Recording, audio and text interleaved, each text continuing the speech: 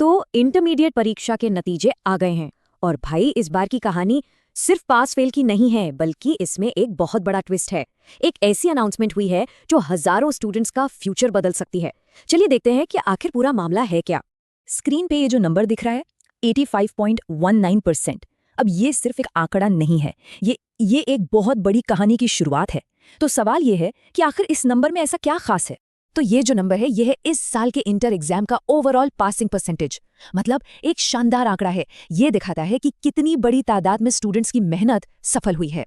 अच्छा, तो इस सफलता की कहानी में और क्या क्या है, चलिए जरा इन नतीजों को और करीब से देखते हैं। इस साल टॉप 5 में सोचिए एक या दो नहीं, बल्कि पूरे के पूरे 26 स्टूडेंट्स ने जगह बनाई है।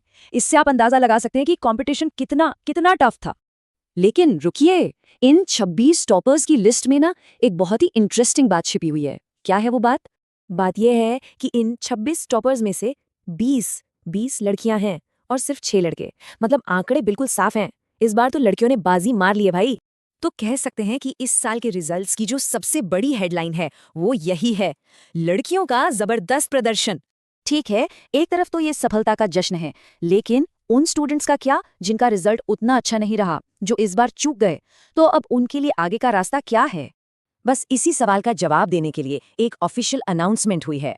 रिजल्ट्स के साथ साथ उन स्टूडेंट्स के लिए एक दूसरा मौका भी दिया गया है। तो क्या है ये दूसरा मौका? चलिए अब इसे जरा डिटेल में समझते हैं। तो इस मौके का नाम है कंपार्टमेंटल परीक्षा। अब ये है क्या? देखिए, ये एक स्पेशल एग्जाम होता है।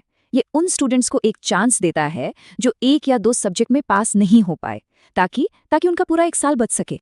ओके, तो अगर किसी स्टूडेंट को इस मौके का फायदा उठाना है तो उसे करना क्या होगा? चलिए इसका पूरा प्रोसेस समझते हैं। तो देखिए, बोर्ड के चेयरमैन आनंद किशोर ने बताया है कि 25 मार्च से 2 अप्रैल के बीच ऑनलाइन अप्लाई कर सकते हैं। एग्जाम जो है वो अप्रैल मई में होंगे। और सबसे जरूरी बात, रिजल्ट 31 मई से पहले ही आ जाएगा।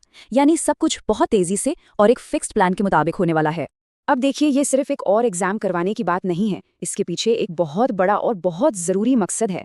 अधिकारियों का साफ कहना है कि इस पूरी कोशिश का मकसद सिर्फ और सिर्फ एक है कि किसी भी स्टूडेंट का कीमती एक साल वेस्ट ना हो। और सच कहें तो ये स्टूडेंट्स के फ्यूचर के लिए एक बहुत बड़ा कदम है।